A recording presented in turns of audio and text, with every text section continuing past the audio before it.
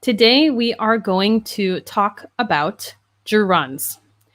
So we're going to talk about what they are and how we use them. So maybe you have heard this word before, or if you watched the live stream last week, maybe you saw a little short section about gerunds.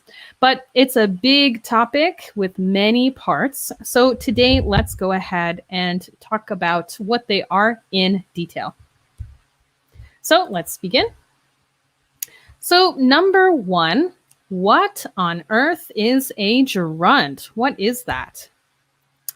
This is a word, a form that is derived from, so this means comes from, derived from, comes from, let's write that there, comes from a verb, but functions as a noun. So it works in, this means works in the sentence as a noun.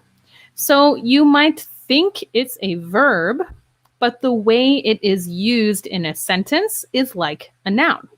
So in English, gerunds end in ing, always. Every time. This is one way you can spot a gerund, and we'll see some more ways later. So for example, let's take a look at this sentence. Running is fun. So in this sentence, running is a gerund. Okay, so why? Why is running a gerund? Running refers to an action, right? It's something we do. So you may be thinking, what, isn't that a verb? Isn't running a verb? Let's take a look at this sentence again to see why running is a noun in this sentence. So here we have our sentence. Running is fun. Okay?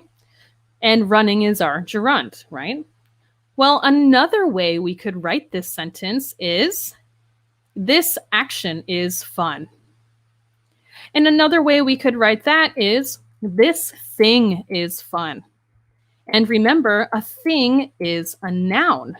So running is our noun in this sentence. And as we go through our lesson today, I'll say this thing, right? So running is fun. This thing, this noun is fun. So this is why. So let's get a little deeper and learn more about gerunds. We're going to look at a few more simple sentences. Okay, here's a sentence form you probably use in English pretty often when you talk about things you like. So for example, I like cooking. So here, the subject in our sentence is I. Like is our verb, and cooking is a noun, or in this case, our gerund in the sentence. And remember, even though you might think, oh, isn't cooking a verb? Well, in this sentence, it's the same as saying, I like this thing. So cooking is a thing or a noun in this sentence. Okay, let's look at two more. Swimming is my passion. So here, our gerund is swimming. So it's in a different part of the sentence, which we'll talk about more. So here's our gerund. Swimming is our verb. And then here we have our object, my passion. So here, again, it's the same as saying, remember, this is a noun in this sentence.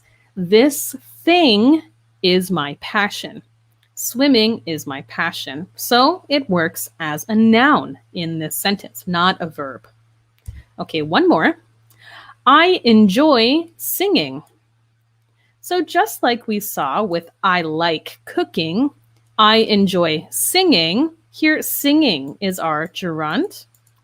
It's a noun in this sentence. So here, I is the subject. Enjoy is the verb. And singing is a noun. I enjoy this thing, this noun, right? So what can we notice? Again, we can see that gerunds always end in ing, cooking, swimming, singing.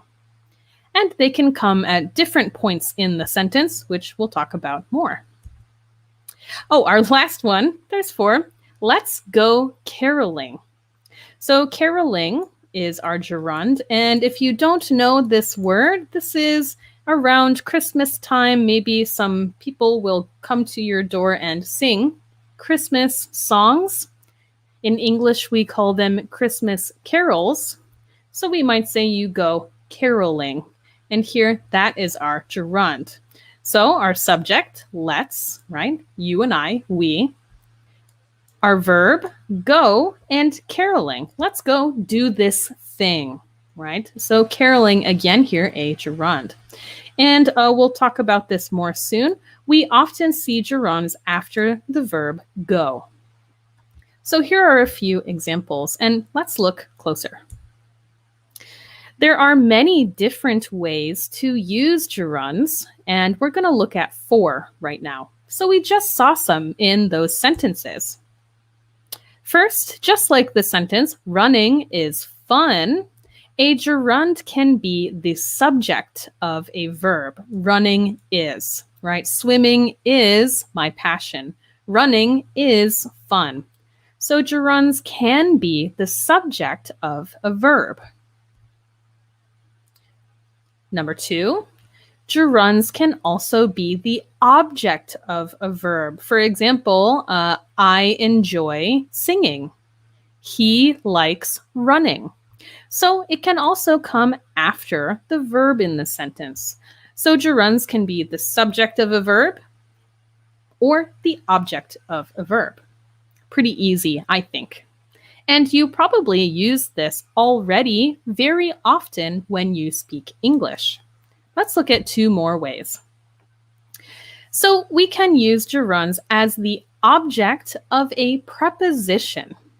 So prepositions are words like of, from, and on, and we typically use gerunds after a preposition. I am thinking of running. So here's our preposition of, and then our gerund running. So we'll look at some more examples of this on the next slide. It can also be a subject complement. So this means it renames the subject. For example, my new hobby is running.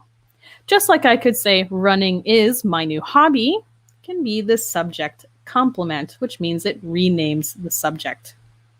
So we're going to look a little closer at gerunds coming after prepositions. So gerunds, as we saw, can be objects of prepositions. So let's take a look at a few sentences. So I'm going to put them up here. So let's take a look at number 1. There is no way of knowing. So here our gerund, knowing, comes after the preposition of. So this is really common in English. There is no way of knowing. Next sentence, I learned from watching YouTube. Maybe, for example, today, if you're watching on YouTube, you might tell someone, I learned English today from watching YouTube. So here we have our preposition from.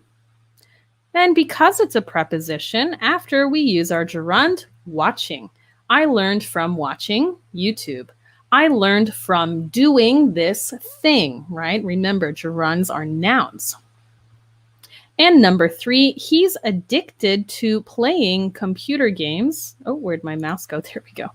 Okay, so here we have to as our preposition. He's addicted to playing computer games. Okay, so very often we see gerunds as objects of prepositions. Another thing that we see with gerunds are gerund phrases. So even what we saw back here in this last sentence, playing computer games, this all kind of works as one phrase, right? I'm not just talking about playing. I'm talking about playing computer games. It works as one phrase. So we would call this a gerund phrase. So earlier we saw a sentence, swimming is my passion. And in that sentence, swimming is our gerund, is our verb, and my passion, there we have the object of the sentence. Or the subject complement. So here I could say swimming is my passion. Swimming in the ocean is my passion. Or swimming is my passion. Here, swimming in the ocean is a gerund phrase. Why? Because it goes together and describes one thing, right? So it's not just swimming anywhere is my passion. One phrase, swimming in the ocean, is my passion. So we use it together. This is called a gerund phrase. Next, eating a piece of pie quickly is difficult. Okay, so here our gerund. Can you guess it now? Our gerund is eating. So I could say eating quickly is difficult, but maybe I'm really trying to focus on this one thing, this one gerund phrase. Eating a piece of pie quickly is difficult. So here, this is a gerund phrase. I can't separate them, right? They stay together and describe one thing. This thing is difficult. In this sentence, we also see that, like a verb, gerunds can be modified by adverbs. Eating a piece of pie quickly.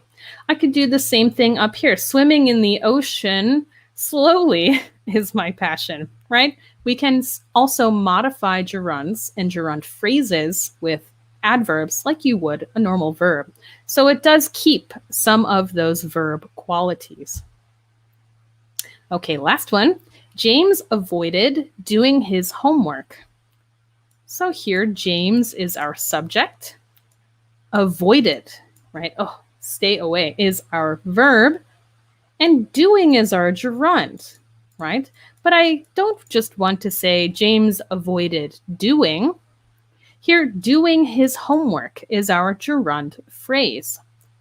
It needs to stay together and it describes or talks about one thing. So this is very, very common. Swimming in the ocean, eating a piece of pie, doing his homework. These stay together in the sentence as a gerund phrase. Let's take a look at a few famous quotes with gerunds and we'll see how they are used. Okay, so here a quote from Sir Ralph Richardson. Acting is merely the art of keeping a large group of people from coughing. So here we actually see three gerunds: acting, keeping, and coughing. So acting is the gerund as a subject, right? Just like running is fun, acting is the art of da-da-da-da-da. Keeping and coughing are the objects of prepositions, right? Remember, we can use like of keeping, from coughing, right? So here we see our gerunds here are the objects of prepositions. So these are all correct ways to use gerunds. Okay, let's go ahead. Generosity is giving more than you can, and pride is taking less than you need. So here we have two gerunds, giving and taking, and these work the same way. These are subject complements. So here, keep losing my mouse. Sorry, guys. There we go. So here, generosity is giving, right? Subject complement. It's replacing or another name for our subject in the sentence. Generosity is da-da-da-da-da. Pride is da-da-da-da-da. So here we use gerunds. And last, I love acting. It is so much more real than life. So here, this is the direct object of the verb love. So we see some simple ways and some more complex ways to use gerunds. But also in these quotes, you see just how often we use gerunds in English. Okay, So next we're going to look at gerunds versus infinitives. This can be a confusing point for English learners. So today I want to show you what these two things are and how to know when to use a gerund and when to use an infinitive. Now, first you might be thinking, what is an infinitive? An infinitive is the base form of a verb. So to and our verb. And here in the infinitive form, the verb does not change. No S, no ing, nothing like that. Just base form. For example, to run, to walk, to see, and so on. So how do we know when to use which? Well, I'm going to show you some sentences for the next 3 slides, and you tell me or try to figure out which one is correct. Okay, number 1, I suggested going to see a movie. Or I suggested to go to see a movie. Now in number 1, we have a gerund, I suggested going. And in number 2, we have the infinitive, I suggested to go. So which one do you think is correct? For this, if you guessed number 1, ding ding, you are correct. And why? Because only gerunds come after the verb suggest. I suggest going, I suggest taking, I suggest walking. We always use a gerund after the verb suggest. Okay, let's do 2 more. Next one, which one is correct? I want going to school, or I want to go to school. So again, number 1, we have the gerund going, and number 2, we have the infinitive, I want to go. So which one do you think is correct? Here, number 2 is the correct answer. And why? Because only infinitives can come after the verb want.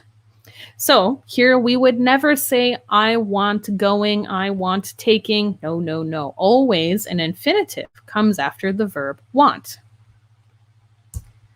Okay, last one. Which one is correct? I like to run, or I like running. So what do you think? Which one of these is correct? I like to run, our infinitive, or I like running, our gerund. Well, this is a little bit of a trick question because they are both correct. Because after the verb like, you can use either an infinitive or a gerund. Oh, wow. So I think this is a little confusing, right? Some verbs are followed by gerunds. Some verbs are followed by infinitives.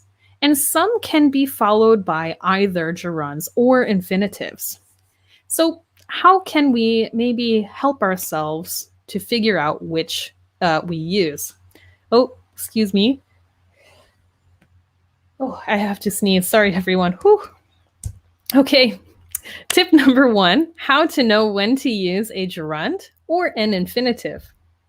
Tip number 1, you almost always find a gerund after a preposition. So remember our sentences, there is no way of knowing, right? Of is a preposition, and almost always we find a gerund after a preposition. So let's take a look at some examples. She is afraid of flying. Correct. She is afraid of to fly. No. Right? This would be the infinitive form, and that's wrong because of is a preposition. So we want to use our gerund. Here we have the sentence we saw in our previous example. I learned from watching YouTube. Correct. I learned from to watch YouTube. No. And why? Because from is a preposition, so we don't want to use the infinitive form. We want to use the gerund. So this is tip number 1. We almost always use gerunds after a preposition. Okay, tip number 2. When you are talking about an activity, doing this thing, you usually use a gerund. So, for example, I stopped smoking. Correct. I stopped to smoke. Wrong. So here, the infinitive would actually change the meaning of the sentence. I stopped smoking means I stopped doing that thing. I do not smoke anymore. I stopped smoking. I stopped to smoke totally changes the meaning of the sentence. This means maybe I was walking and then I stopped, smoked, and continued. I stopped to do something. No. Here, if we're talking about an activity, we usually use a gerund. I stopped smoking. I stopped doing this thing. We can describe many activities by using go before a gerund, like let's go caroling, let's go shopping, right? And here's one of our examples. Let's go shopping. Or in the past tense, we went skiing. So we often use a gerund after the different forms of go, right? Present tense, past tense, and so on. So remember those 2 tips. We often use a gerund after a preposition, and we usually use gerunds when talking about an activity.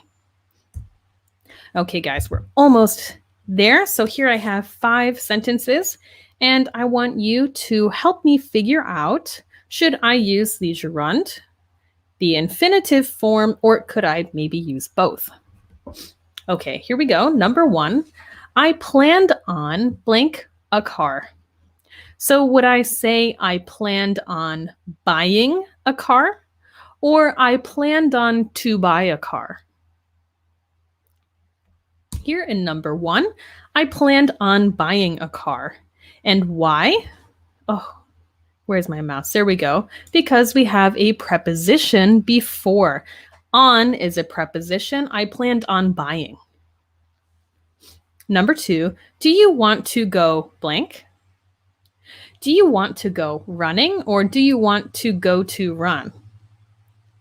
So here the correct answer would be, do you want to go running? Remember, if we're describing an action, which we often do with go, we typically or normally use gerunds. Do you want to go running? Number 3, she started blank the piano last year. So would I say she started playing the piano, or she started to play the piano last year? Here we could use playing. She started playing the piano last year. So in this we have a gerund phrase, playing the piano. This all stays together, right? She started doing this thing, this noun, last year. She started playing the piano last year. Okay, number 4, I like, and then our verb read. So would I say I like to read, or I like reading? Here we could use either. I like to read, or I like reading. Oh, excuse me. Oh, sorry guys. So I like to read, or I like reading. And why? Because with the verb like, we can use the infinitive form or the gerund form, and both are okay. Okay, last, number 5, I hope blank to Morocco. And here we're using go. So would I say I hope to go to Morocco, or I hope going to Morocco? Here, I hope to go. Just like the verb want, we can only use the infinitive form after the verb hope. So there's a lot to remember, right? So we are going to post this PPT, and here is a list of all the different ways you can use verbs. So we have all the verbs that only gerunds can follow, like keep walking, have trouble, have trouble doing. We have our verbs that either a gerund or infinitive can come after, and there's no change in meaning, like I like to run or I like running. I love to play games or I love playing games. Either a gerund or an infinitive can follow these verbs, but it may change the meaning. I forget going or I forgot to go, right? A little bit different. Next, we have verbs that are only followed by infinitives, like want. I want to go. I hope to do. I've learned to fly. And finally, a noun or pronoun and an infinitive can follow these verbs.